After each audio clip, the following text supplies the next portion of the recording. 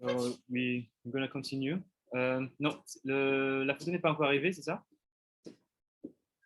Non, elle n'a pas encore reçu, non. D'accord. I'm gonna share the screen. Comme ça, on pourra quand même les suivre.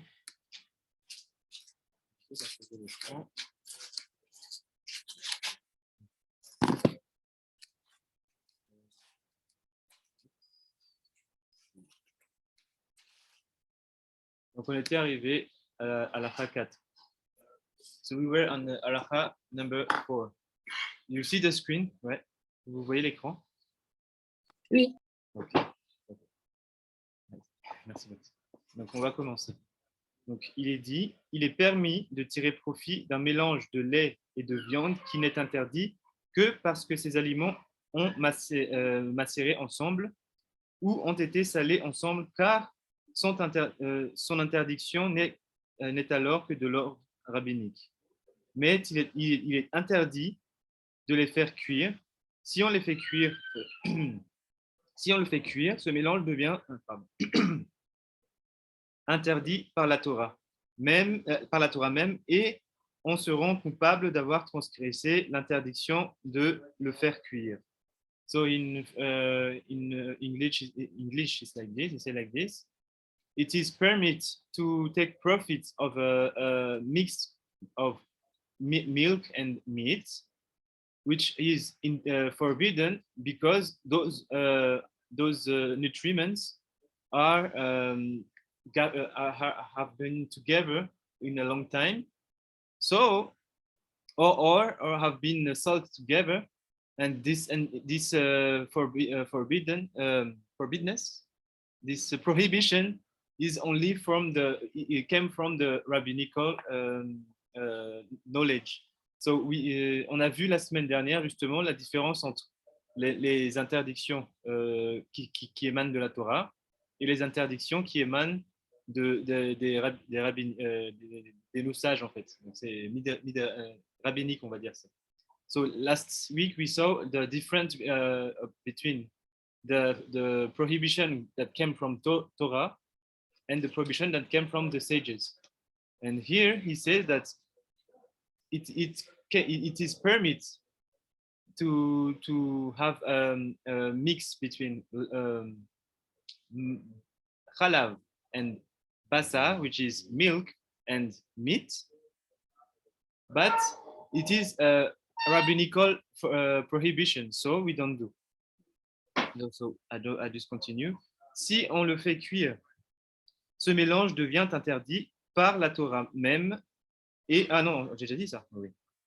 But he say in English, I translate. But if we cook the mix of halav and basar, which is milk and meat, so at this moment we transgress the Torah commandment. So just to have a point, I'm just gonna show. Is someone is remember what was the why the Torah talk about 3 times the forbidden of mixing meat and milk? Why? What was the reason? Est-ce que quelqu'un se souvient de la semaine dernière, on avait dit qu'en fait dans la Torah, c'est cité 3 fois l'interdiction de faire le mélange entre le lait et la viande. Et c'est quoi les 3 raisons?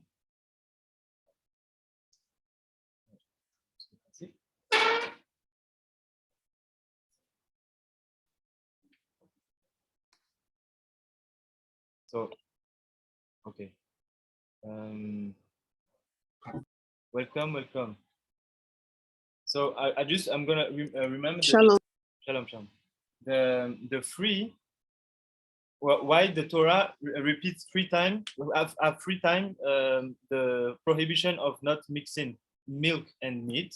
It was first. It's a prohibition about.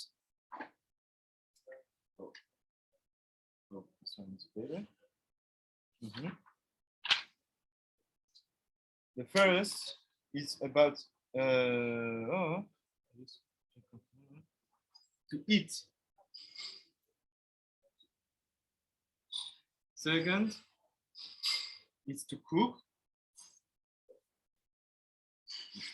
Manger en français. Cook is it's like this. I don't know if you can see. Cook and cuire. I'm gonna take another.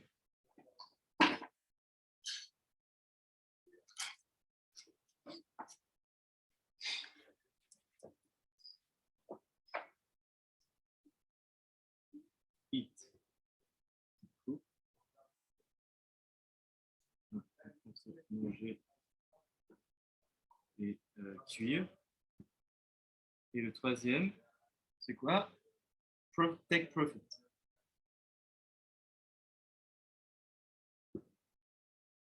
On va dire oui, prendre, profiter. So those are the three reasons why we have in our Torah in free time the forbidden the prohibition of not mixing the two kinds of aliments.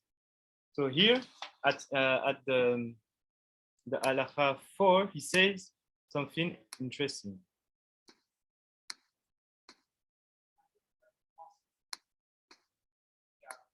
So here he says, si on le fait cuire, ce mélange devient interdit par la Torah même, et on se rend coupable d'avoir transgressé l'interdiction de faire cuire. So here he says that if we have a mix of meat and milk, it was mixed already, so we didn't cook, but when we see through the halakha of Torah, it is permitted. But if we start to cook those mix, so we are here in the second way of prohibition, second level of prohibition. Okay, so I'm going to continue. Il en est de même si la viande si de la viande et du lait. Si la viande et du lait d'une quantité totale d'un kazaït ont été absorbés par un aliment autorisé quelconque, riz ou légumes, par exemple, et qu'on le fait cuire, on enfreint l'interdiction de cuire un mélange de lait et de viande. So he said here it's the same thing. Here, when we, for example, we have a meat and the milk have been absorbed on the plate which contain meat with a level of kazaït. Kazaït is the size of olive. Yeah. And we cook it. So we even at this case, we do the transgression of cooking the two types of nutriment that are forbidden to cook. Donc il says, on ne transgresse cependant pas cette interdiction si c'est seulement la casserole qui a absorbé du lait et de la viande d'une quantité supérieure à un kazaït, même si l'aliment qu'on a fait cuire ensuite n'a pas une quantité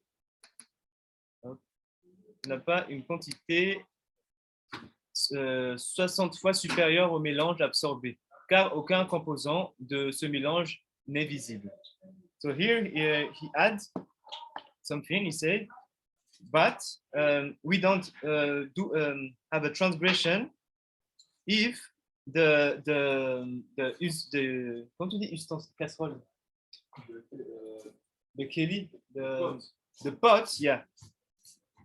The pot have absorbed milk, and we want to cook a meat inside. In that case, he said that we are not transgressing this halakha at that case, even though the quantity of the milk is above the kazaït, which is a quantity of olive. And even if it's this nutriment that we are cooking doesn't have a quantity of 1/16. No, not doesn't have. This quantity, this nutriment is not over superior over 1/16 of the mixture that we have. So I'm sorry in English. I try to to translate with my English. If you have a question, please do, because I'm struggling with English, but at least I will be more easier for me to speak English. So he said, on continue, on transgresse en revanche l'interdiction de faire cuire un mélange lait-viande si c'est de la viande qu'on fait cuire dans une casserole qui a absorbé du lait moins de 24 heures auparavant, car l'un des composants de ce mélange, la viande en l'occurrence, est visible. Et si on a opéré une cuisson de ce genre, il faut se faire pardonner comme toute autre transgression. Donc ici, il sait, if we transgress this prohibition of cooking milk no, not if we transgress, sorry, this for a prohibition of mixing milk and meat, if the meat that we cook in a pot, where there were a milk that stayed more than 24 hours. So if you have one pot that a milk have been inside more than 24 hours, so and when we want to cook, use the pot to cook the meat, at this case it is a transgression. It's not okay. So from this halakha we learn that, for example, if I have a pot that there milk have been sit inside more than 24 hours, we need to clean it, and we let it 24 more hours without nothing, and then normally we can use it to cook a meat. But it's not the good way to do, because if you have the money could come with the money, we need to buy two kinds of kelim, of pots, of utensils. Je sais pas comment le dire. And this is the better way to do, to have one pot for basa, for meat, and one pot for milk. But if we don't have this enough money, we have this halakha to tell us, we need, if you use milk, we need to let him rest more than 24 hours, and then you can use it to a basa. So I think you get me. Sorry. Hi. You mean like after 24 hours of having the milk out of the fridge, we can mix that with meat? No, not mixing. No. It just, for example, if you only have one pot for milk or for meat, so we need to separate 24 hours in order for us to use it for the other nutriment, but we don't mix. So it's not clear, sorry. Yeah, it's not clear. If you don't have enough money to buy two pots, you can use one, but you need 24 hours between the time. Okay, I'm gonna. Okay. So, as say Rabbi Shimon, let's say we have one pot. Okay, this is one pot, and we only have enough money to buy one pot, and we want to cook a milk. Comment tu dis un plat? A dish, a meat, a dish of meat. Meat, we say that? A meat dish. Meat dish with this, but we cooked a milk at first already. We cook milk here. This is milk, okay? So we can use it, but we need to wait 24 hours. First we clean the pot, we clean it and we don't touch it during 24 hours. And after, we can use the same pot to cook meat.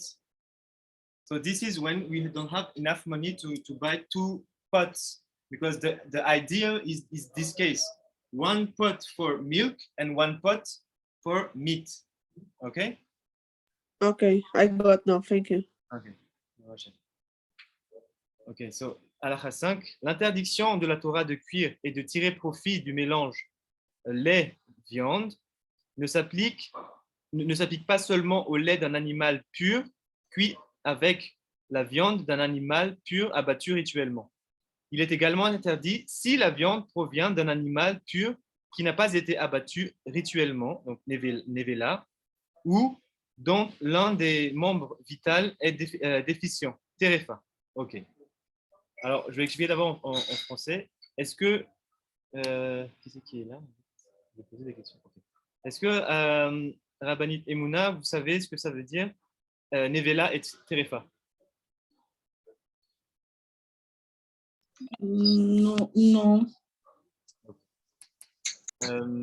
In English, do you know what is the meaning of nevela and terefa?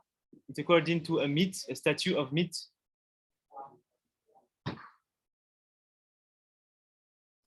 Sorry? Have you ever heard the name the word nevela or terefa? No. Okay. So because I'm asking it because I'm also when we are in a conversion process, they will ask those questions. So we're gonna check it together.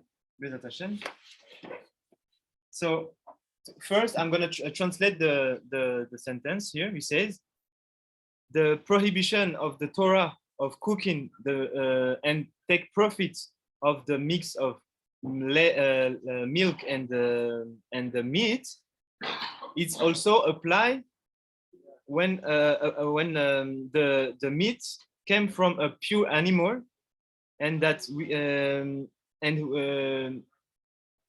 no, sorry, I translated bad. I'm sorry. The prohibition is concerned also when we have a pure animal. So we have a meat from pure animal, but the shrita, the ritual way of killing the animal, have not been respected. So this is nevela, and or when we did the way of killing the animal and we check inside the animal and we saw some deficiencies, this is terefa. So I'm going to explain and take a time to explain this. The first is nevela, written in English. I don't see what I'm doing. Okay, here. Nevela.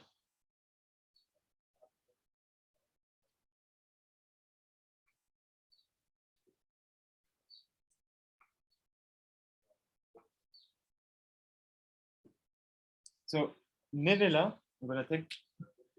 En français, je ne sais pas si vous avez déjà vu ce livre. Je pense que vous l'avez acheté même, non? Oui, on l'a acheté. Okay. Donc c'est dans, si vous l'avez à côté de vous, vous pouvez ouvrir en fait dans la partie Shrita. L'alimentation cachère, c'est page 312. Et là-bas, il vous explique les étapes et même les détails que je vais expliquer là. Mais en fait, là, je vais juste faire un petit résumé. So all that I'm saying is inside this book, which is called Shuran Aruch. It's a Sepharad version. It's in French. So this is why I ask the people who speak French if they have it, and they have it. But it's really helpful for the when you want to convert, because it's all the halakhot that a Jew need to learn to apply in his daily life, and we will have. As a ger, as someone who wants to convert, you need to know this, and because they will ask question about this. So nevela is the first, and here we say nevela. It's what I'm gonna read in French. Here, c'est la première. Voilà. Terefa, les yeux. Hein? Il n'explique pas ici. Il n'explique que Terefa. Ça, c'est bon. OK. So, Nevela, the first. Ils disent que Terefa. Exactement. So here he doesn't explain about the Nevela, but Nevela we can have the same definition here. When we do the Shrita is when we have the ritual way of killing the animal. So when we do it correctly, here an animal which is pure but didn't have a Shrita, here it's called l'animal pur qui n'a pas été abattu rituellement. Il est Nevela. He had a statue of Nevela. So here it's like when the Shrita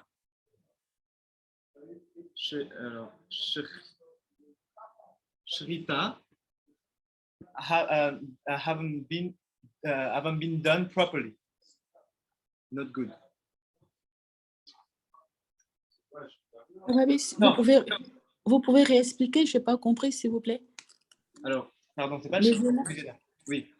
Alors, en fait, you know what? I'm gonna take. Yeah, you're right. I'm gonna take at the beginning of the thing because now it's already a big subject. So we're gonna check together how to make kasher a meat. Okay. So first, we need to make sure that the animal is pure. It is the first thing is this. If the animal is pure, then we can do a shrita. Okay? Do shrita. Which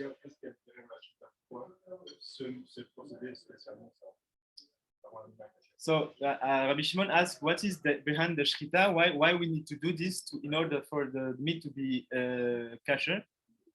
So the shrita is the way of it's the first step of elevating the neshama that are trapped inside those animals.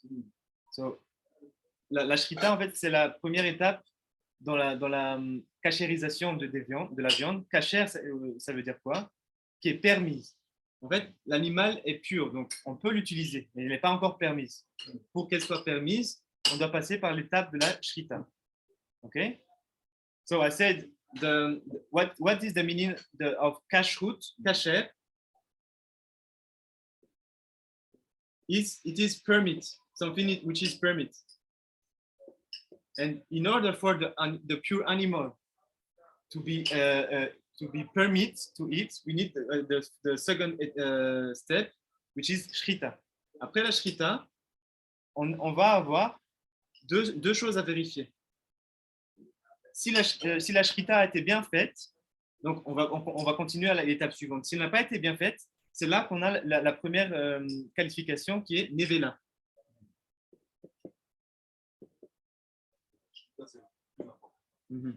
So the nevela is when the shrita haven't been done properly.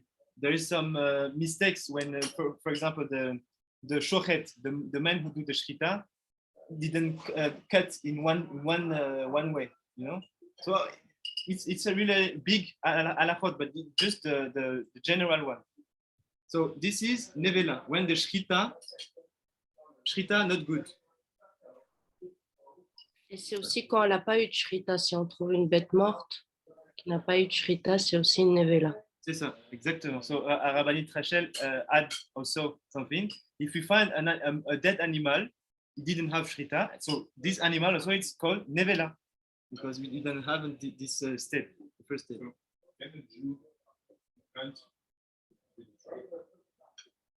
Sorry? So a Jew cannot hunt. That's a good yes. So according to this halakha, welcome Rabbi Zarach. So according to this halakha, a Jew cannot hunt. It's not permit. Exactly, because if you kill the animal all in a other different way than the shrita, So the meat will be nevela, and we cannot eat it. When the meat is nevela, it's forbidden to eat. So the second statue that the meat can have, it's terefa. Rabbi Yishai, j'ai une question. Est-ce qu'il demande aussi d'expliquer le mot en lui-même, qu'est-ce que ça veut dire nevela, le mot en lui-même et terefa ou pas? Non, en fait, ils peuvent demander, parce que si tu utilises le terme, ils s'attendent à ce qu'on connaisse. Maintenant, alors, il vaut mieux quand même le savoir. Donc, du coup, est-ce que tu peux nous aider? Nevela, ça vient de quelle racine? nevela, ça veut dire cadavre d'animal. Corpse. Et terefa, c'est l'animal qui est déchiré. Ah, taref, déchiré? Oui, un animal qui est déchiré. Animal. Après, je ne sais pas s'il demande la définition du mot. Non, c'est juste. Je vais le noter. Comment tu dis déchiré en anglais? Déchiré. Torn. Torn. So the Rabbanit Rachel helped us to give the definition, the real meaning of those words. So this one, nevela, is the corpse of an animal. It's a dead animal, corpse. And terefa, it's a torn, I don't know if I use so, torn animal.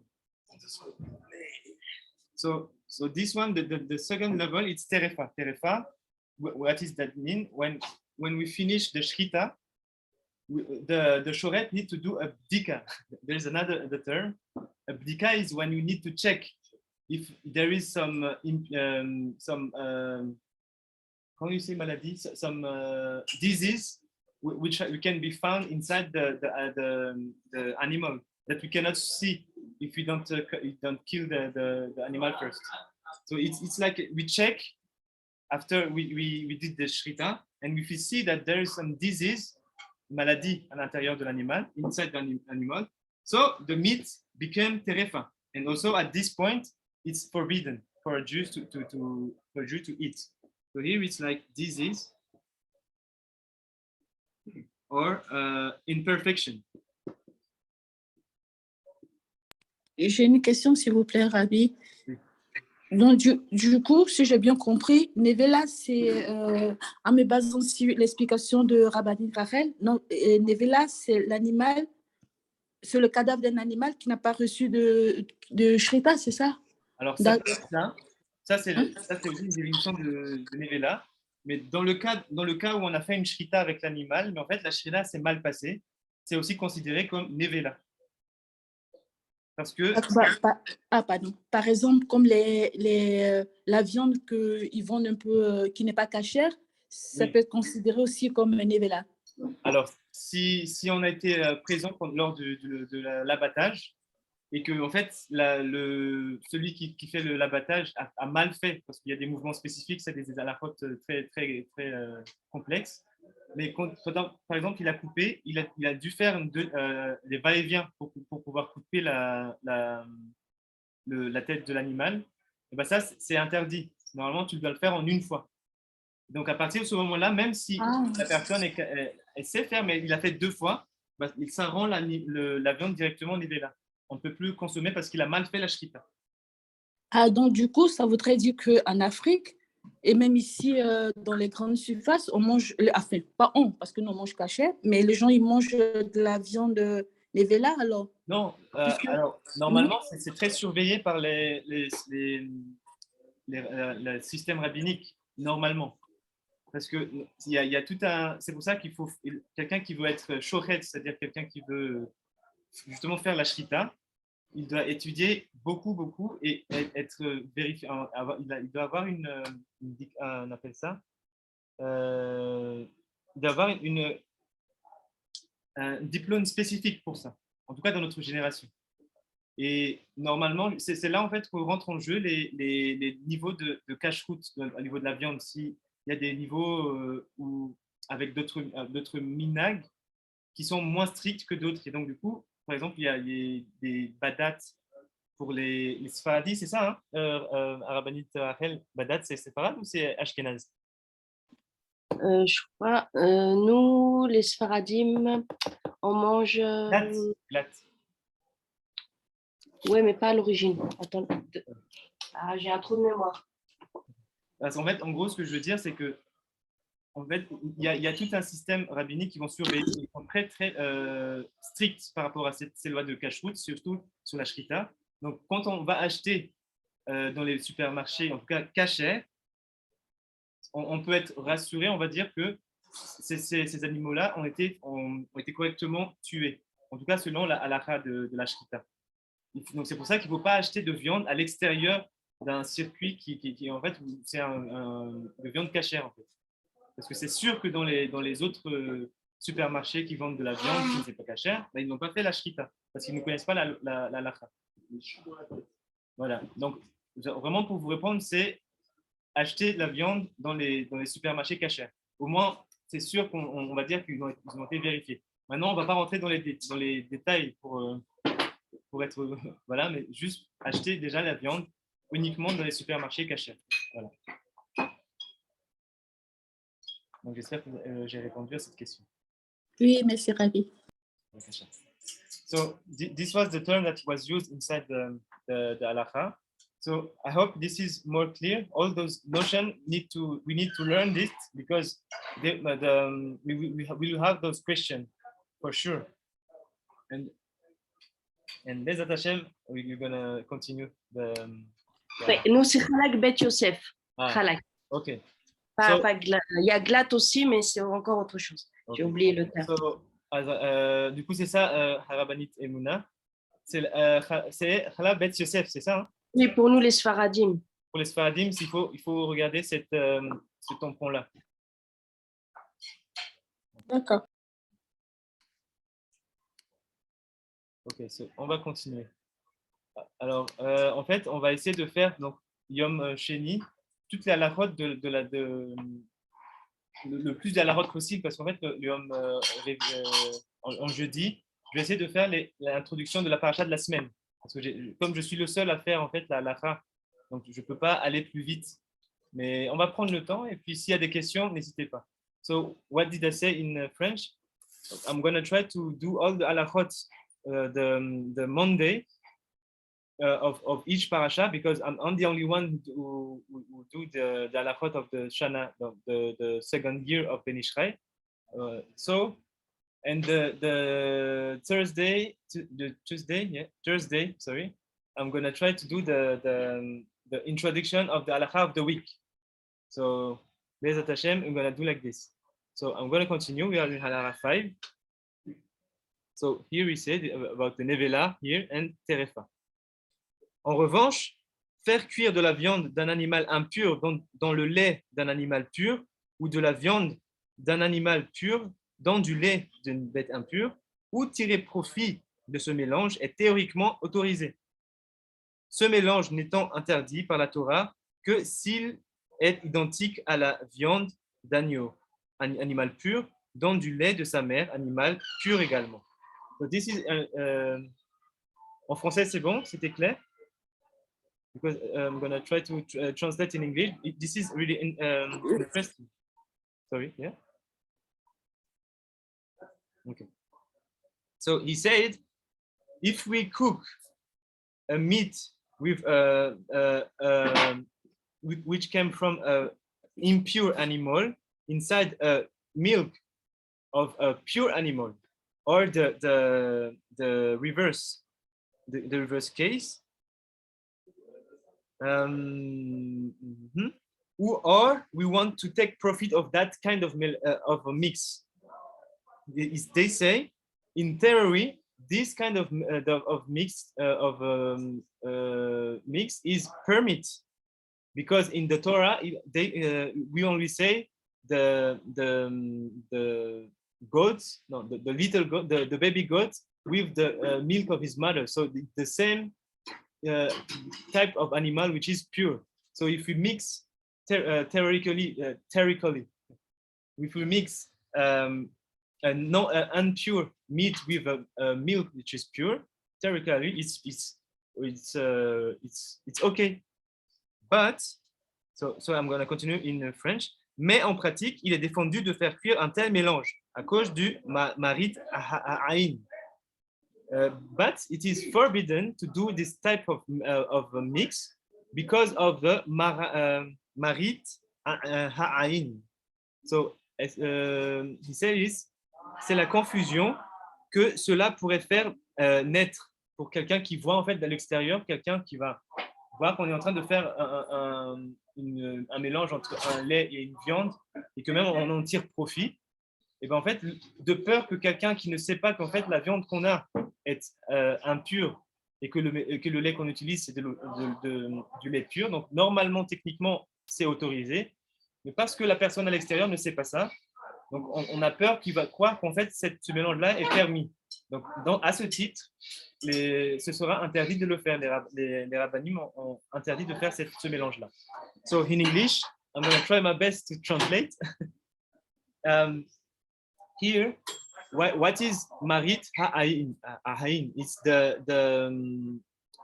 it's a confusion that can be that a person that is outside can have.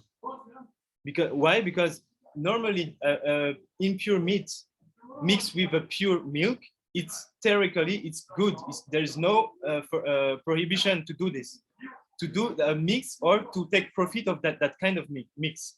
But someone which is outside outside and he doesn't know if that the meat came from an impure animal, he could think that this kind of cooking is permitted, so we can lead him to avera, a fault, or because he doesn't have this information. So according to that, we are not allowed to do this kind of mix because of this term called marit ha'ain.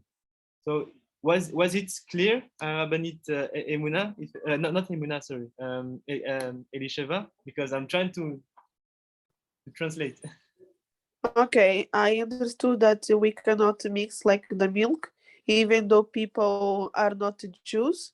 We have to treat them like the same way in order for us not do not make them to make a mistake. Mm-hmm. So here particularly, he says about something. It says about the mix of a impure meat with milk.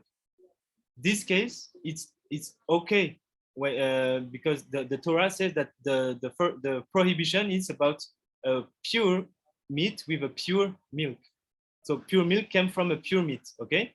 Oh, I see. Okay, so we can mix milk, but not meat and milk, isn't it? Yeah. So, but when you said it sounded like milk and milk, you see, that's okay. Why I said that. I'm sorry. So I'm gonna try to say so meat and milk. Okay. So if the meat it's an impure meat, and I mix it with milk that came from a pure animal, okay?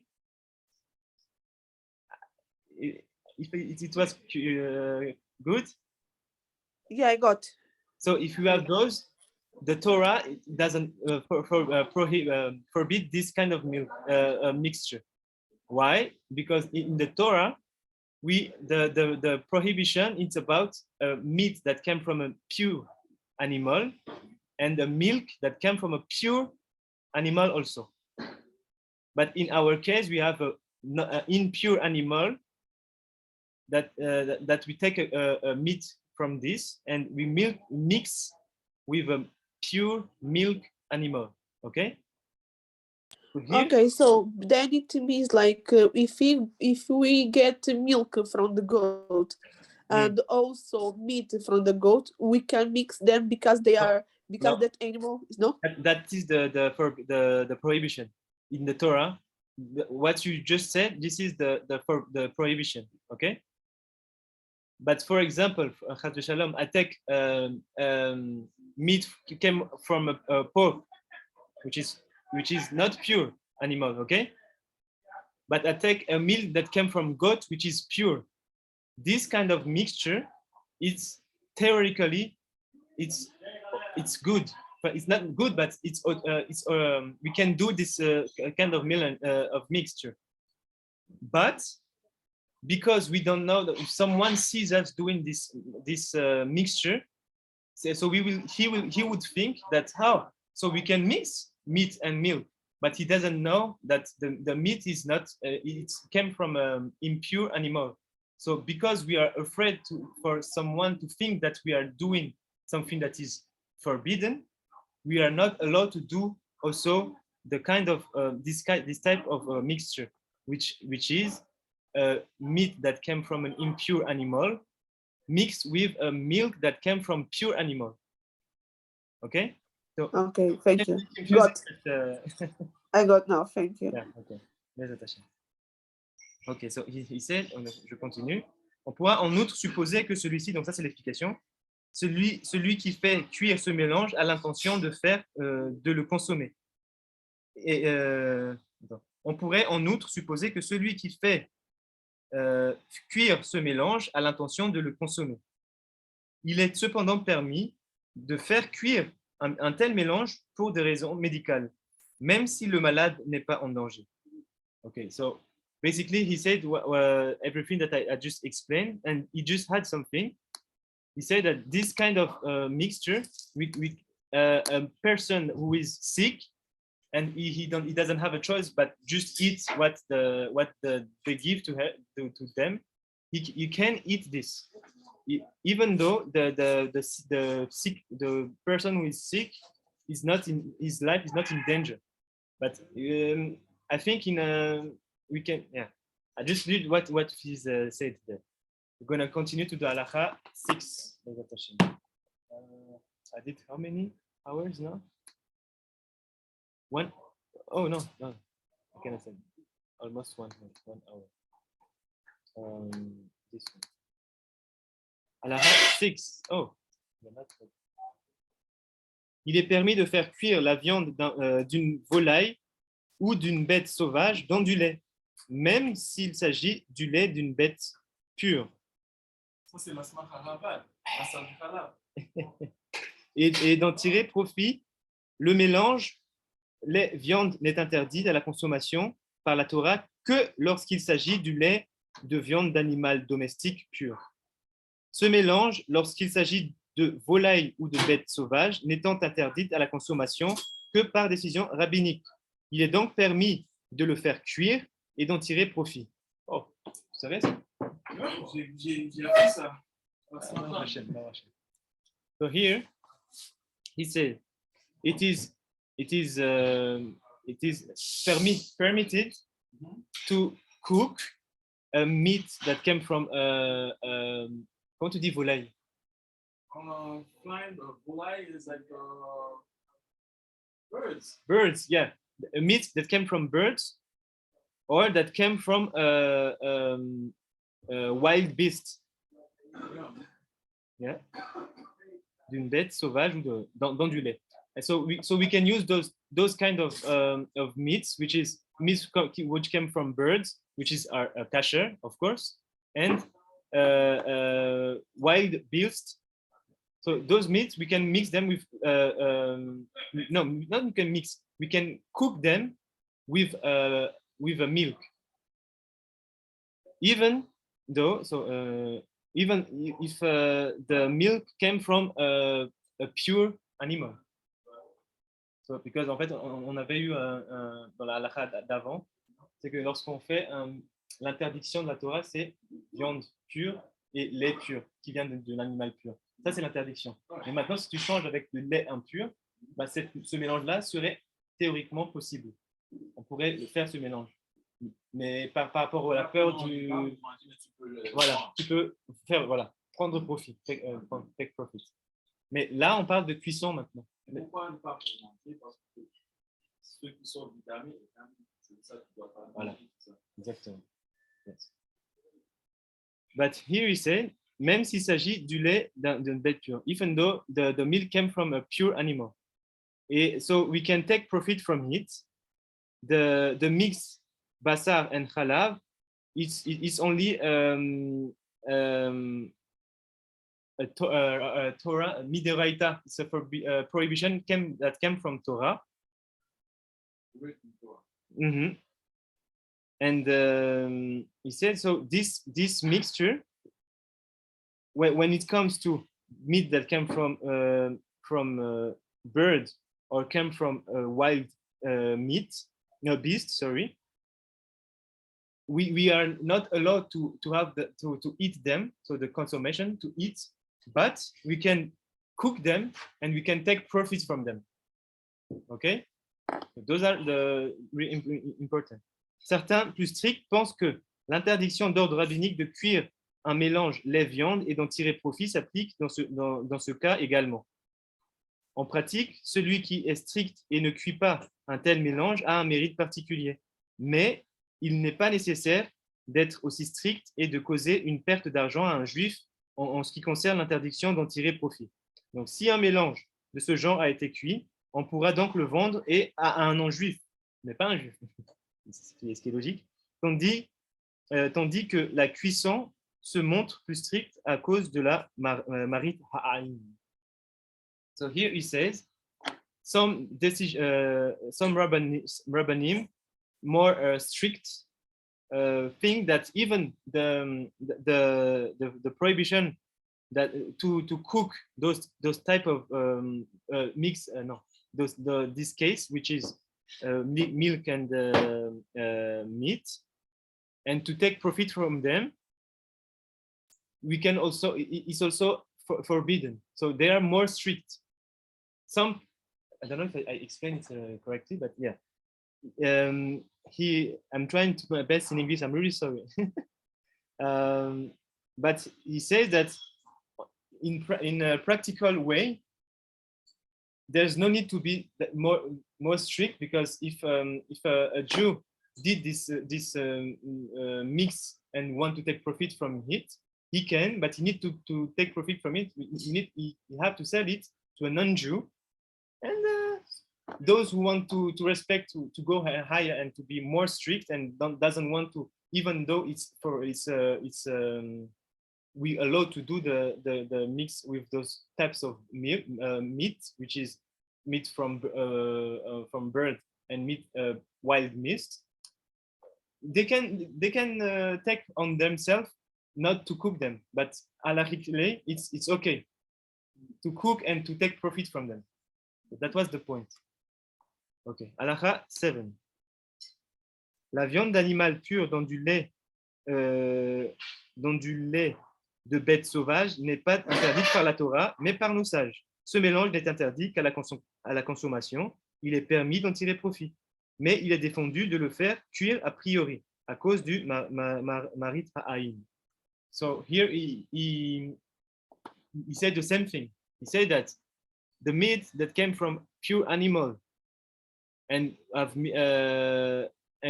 inside la viande d'animal pur dans du lait de bête sauvage. Oh, so the mix of meat that came from pure animal and a meal that came from a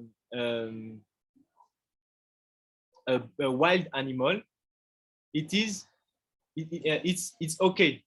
Alpi halacha, when we regards to the Torah, alpi Torah, sorry, but our sage decided not to do this to forbid to do the prohibition of this kind of mixture. So this mixture is forbidden to eat for eating. For it, but we can do the mix and we can take profit of it. Okay, and then also we add something else, but but finally the final halacha is that we are forbidden to do this because of the marit ha'ain, which is if someone is outside, as I explained before, and see that we are taking profit of those kind of mixture. He can, but he don't know that the mixture is okay through the eyes of Torah. So he would think that we can do all the mixture with milk and the meat So in order to avoid this, the sages say that it is forbidden to do so. Okay, halakha 8. So if you have question, really ask question. I will take time to explain more. Lorsque du lait a séjourné dans une casserole plus de 24 heures et on se sert ensuite de cette casserole pour y faire cuire de la viande, il est interdit de tirer profit de son contenu. Okay. So, if milk have been inside a pot more than 24 hours, and we want to use this pot to cook a meat, not you want, and we cook a meat inside this pot. So he say that it is the food that we have inside with the food with meat, it will be forbidden to take profit from it. En effet, bien que la casserole n'ait absorbé le lait que par imprégnation, la cuisson lui fait rejeter dans la viande. Non, la cuisson lui fait rejeter dans la viande le lait absorbé, ce qui est interdit par la Torah. Mais si c'est de la viande de bête sauvage ou de volaille qu'on fait ensuite cuire dans cette casserole, son contenu n'est interdit qu'à la consommation. Et il sera permis d'en tirer profit. Okay. So here he adds one more thing. Indeed, why it is forbidden, because the pot absorbed the milk inside inside. So if we put it on the fire and we put the milk the meat inside, the taste of the milk will go out from the pot and we're gonna mix with the meat. So this is the prohibition from the Torah. We are not allowed to eat it and even to take profit of it. But then he said, if the meat that we are using came from bird or from wild meat, the prohibition is only about the eating, but we can take profit from it. Thanks to the halakhot that we saw before. Okay. So that was the halakha 8. Halakha 9, and I think we're gonna stop here. Or I don't know if I have more. I'm gonna continue. Halakha 9. Celui qui fait cuire de la viande dans du lait d'une brebis qui n'a encore jamais allaité, mais dont les pieds sont pleins parce qu'elle est sur le point de mettre bas, enfreint l'interdiction de la Torah, comme mentionné dans la Gemara Hulin. So here, it's a specific case. He said, someone who cooked a meat inside and milk of a brebis, a goat, Sheep. A sheep. Sorry, yeah. Inside the milk from a sheep, but qui n'a encore jamais allaité. Oh, and en fait, and the sheep haven't give her milk to their kids, kids. Yeah. So I'm gonna explain. Sorry. If we take a meat, we cook a meat, and we take a milk that came from a sheep who didn't give her milk yet to his born kid. Sorry. But her pee. Comment tu dis pee? Les mamelles. Comment tu dis ça? Enfin, les mamelles, pas les mamelles, mais. No?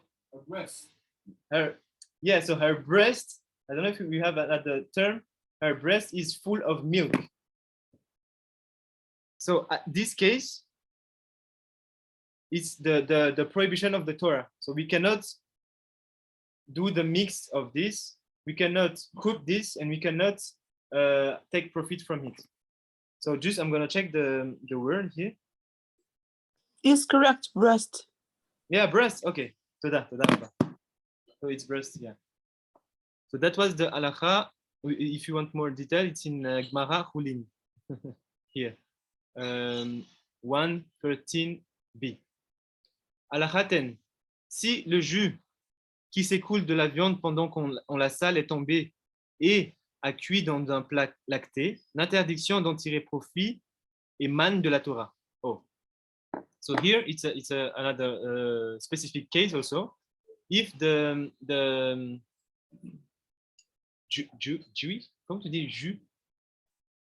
juice, yeah. If the juice that came out from meat that we are on entend de saler while we salting it, yeah, salted it. Sorry. So we have some drop that can go down inside a plate containing milk food. We cannot. The Torah says that we cannot take profit from it. That's it. So it means that maybe in some case we could take profit of the plate, but in that case specifically, it's forbidden. Yeah. Okay. Oh, sorry. Halakha 11. Halakha 11. On n'enfreint pas l'interdiction de faire cuire un mélange lait-viande en faisant cuire de la viande dans une casserole lait n'ayant pas servi au cours des 24 heures précédentes. Il est permis a priori de faire cuire à l'intention d'un non-juif ou dans un autre but que celui de la consommer. Okay. So here he said something that I said before. We don't do tu n'enfreins pas une interdiction. Tu n'enfreins pas une interdiction. Comment tu traduis ça? No. You will not transgress a prohibition of cooking the mix of milk and meat. If we cook the meat inside the pot that contain a pot of milk, sorry, that which is specifically for milk, but we haven't been used it during 24 hours. So this is all the sugya that I explained before. So it's not a transgression. But and he said, a priori, comment tu dis ça? Wow. Priority. Sorry. Priority, c'est priority. So he said it is okay a priority in priority, yeah, to cook with the intention of cook it for a non-Jew or other aims of if you want to cook it, you know, you have other aims, autre but aims, yeah. Other kavana of intention other than eat it, because we cannot eat it. This is halakha. We are not allowed to eat it, but we can do something else. Okay. Oh. I said, if you teach a person all of this, you could go into a rabbi, Chabad rabbi, and take the test. He's the rabbi. Yeah. Bien, mon gars. T'as dit? Dis-le ça. C'est quoi? S'ils ont appris ça bien, il peut avancer devant un rabbin quand le test. Le test de conversion. Ça c'est la race de la loi. Ah, ok. So, Rabbi Zohar, il dit que si on apprend vraiment bien c'est à la faute là de lait, Chalav et Bassa, on peut aller au Beddin Chabad et en fait finalement faire le test de conversion, c'est ça? Non, faire le test de rabbin et des Ah, rabbins. il dit en fait la test des rabbins Chabad, ça porte sur la halakha qu'on est en train d'étudier. Et si on le maîtrise bien, on peut aller là-bas, on peut passer le test et pour devenir rabbin directement. Ça, Bassa Bekhala, Melika. Ah, alors c'est pas que ça. Il y a d'autres choses à apprendre, bien sûr. Deux fois. Voilà, donc voilà, c'est le douche de Alizoa. So, ici, il dit, il n'y a pas lieu de l'interdire à cause de Marat Haïn non plus, car celui qui voit ne sait pas si cette casserole est utilisée d'ordinaire pour la viande ou pour du lait, comme le fait remarquer. Okay. So here we say that we are not also in this case, even we are not also obliged to be careful about the marit ha'ain, which is maybe give a wrong impression that we are doing something wrong to someone else, because here the one who sees us doesn't know if our pot is only for meat or only for milk, so he doesn't know this information. So in that case also we are not afraid of the marit ha'ain. Comment tu traduis marit ha'ain? Marit, c'est la peur, non? Non, c'est ce que les autres vont voir, ils vont interpréter de ton action. Oui. Non, marit, la traduction. Non, je ne rappelle pas. C'est la irat, non? Non, mais généralement, on dit marat et enaim. Je ne sais pas pourquoi il a mis un œil là. Ah, ça c'est intéressant. Est-ce qu'il le dit aussi en hébreu? So, attends, Marit. Si, il dit Marit ha'ain. Ah ouais, c'est marrant. Ok. Top.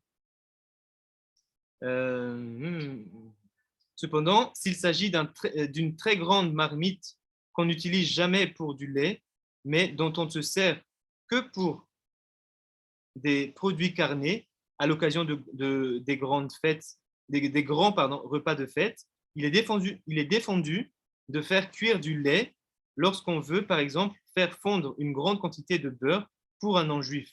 Mais si cette marmite n'a pas servi au cours des 24 heures précédentes, son aspect prouvant qu'elle est réservée à la viande.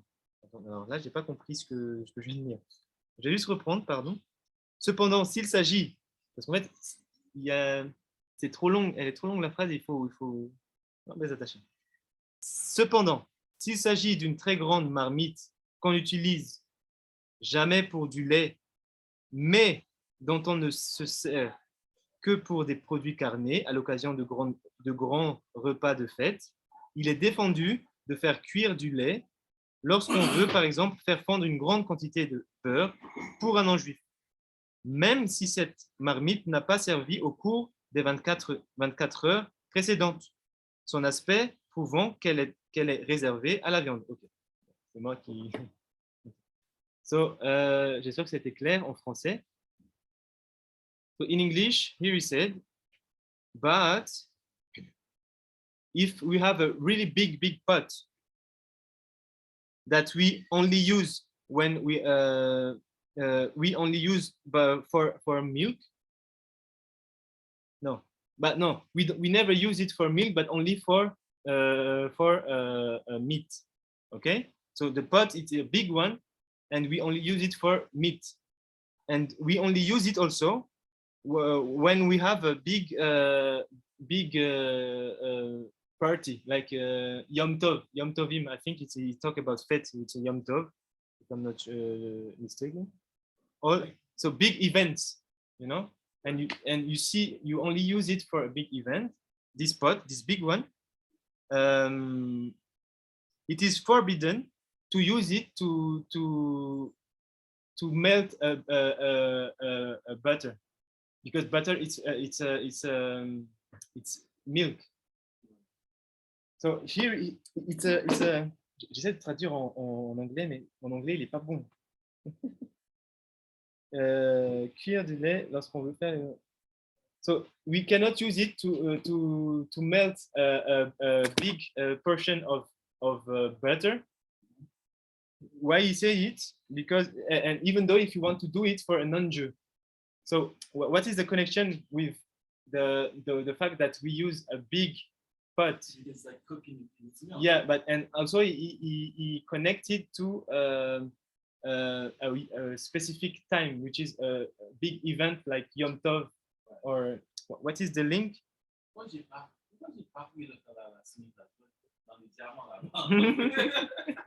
Viens m'aider alors. Parce que là, ok. C'est en hébreu ou en... Yeah, c'est en français. Mais... Yeah. Ok. C'est parti, cependant. So, I mean, just, yeah. 11. Si tu peux traduire cependant ici. À partir de cependant.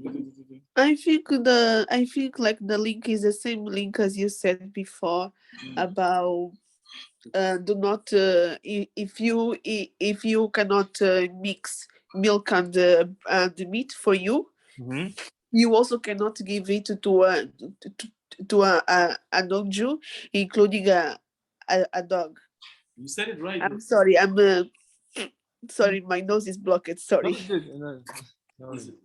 peux essayer? Yeah. So, cependant, il s'agit du... Traduit en anglais. Cependant, il s'agit... So Abizoa will help me to translate, mes attachés. Cependant... Parle plus fort. Ok, en cependant... français.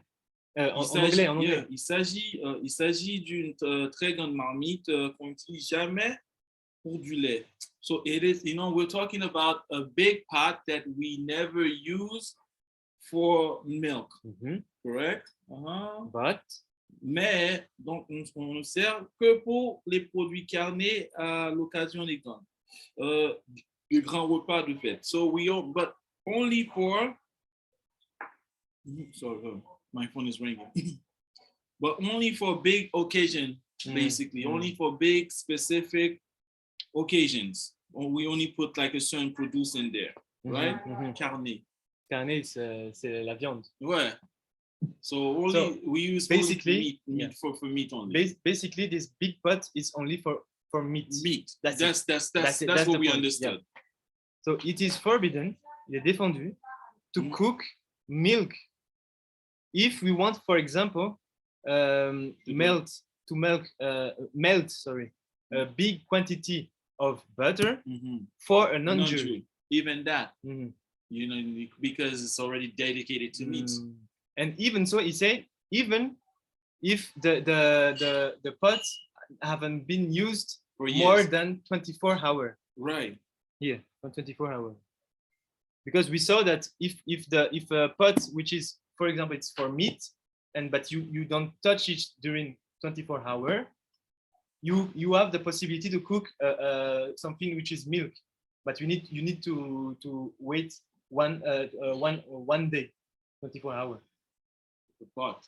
Yeah, but in that case, because we use it only for the big occasion, even this way of, even we are allowed to do so, it is forbidden in that case. So my question was why specifically in that, but yeah. But one question, so you're saying to me, because I thought I learned that you should have Ulopo Aksha, Nanimistaya. And it was an old Chetzisha, Bezrat Hashem. Old Chetzisha. Ken. Ken. Ou במשהו אוכל, בצ'יפס לשם. פיצה דלי, אני מקשה. כן, אני מקשה, אולי. בעזרת השם. Non, moi j'ai toujours cru que c'est radage pour moi. Moi j'ai toujours cru que tu as un marmite pour la viande et un marmite pour... Ça c'est quand tu as la possibilité d'acheter deux marmites. Mais si quelqu'un n'a pas la possibilité d'acheter deux marmites, un viande et un truc, tu as la possibilité de cuire dans la même marmite. C'est vrai. Mais il faut attendre 24 heures. Il faut d'abord laver correctement, ne pas toucher pendant un jour. Et là, a priori, tu peux le faire. Mais par exemple... Après, l'idéal, c'est vraiment... Deux potes. Ce que j'avais fait, parce que justement, c'était mon cas quand j'étais à Strasbourg, c'est je ne cuisinais que viande. Right. Et si je veux manger du lait, je mange ailleurs.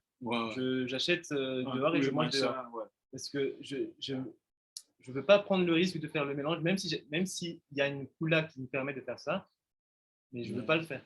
Ça c'est moi. Ça c'est Minhag Afrique.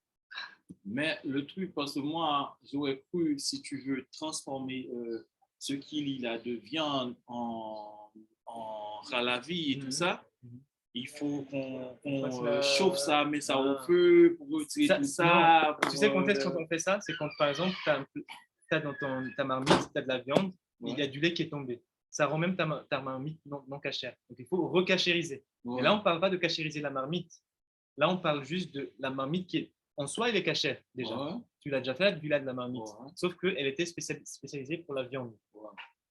Donc, maintenant, si tu n'as que ça, tu veux l'utiliser pour le lait, tu n'as pas besoin de cachériser pour pouvoir. La marmite est cachère déjà. Mais il faut juste attendre 24 heures. J'ai aussi entendu, il y a parfois, tu vois, chez les gens, il y a un keli pour halav, un keli pour bassar, et il y a un keli parvé. Oui, est-ce que c'est est-ce que celui-là, c'est le keli parvé? Non, là, il est spécifiquement, on dit que c'est carné, c'est-à-dire bassar. Crazy stuff. I learned something new. Every day. Okay, so we're gonna finish here because it was a heavy one, and I'll try to do my best for my English because yeah. So he said at the end, he said, il faut donc redouter le. Ouais. Non, je crois que j'ai pas lu encore. Son aspect pour. Ok. Il faut donc redouter le marit ha'ain parce que celui qui voit ignore que son contenu est destiné à un non-juif. Oh, so here he add last point inside this halakha. He said that we need to be careful about, in that case, a specific case about the marit ha'ayin, because the one who see us doing this, because he know that the pot is only for a special occasion, so he know that this pot is only for meat. But we see the one see this person sees that we are melting size of butter inside, which is milk. So because we are afraid that he will think that we use the pot which is only for meat with milk, so he said he doesn't have the information that we're going to give it to a non-Jew. This is what the last part. So he said, so basically, to understand,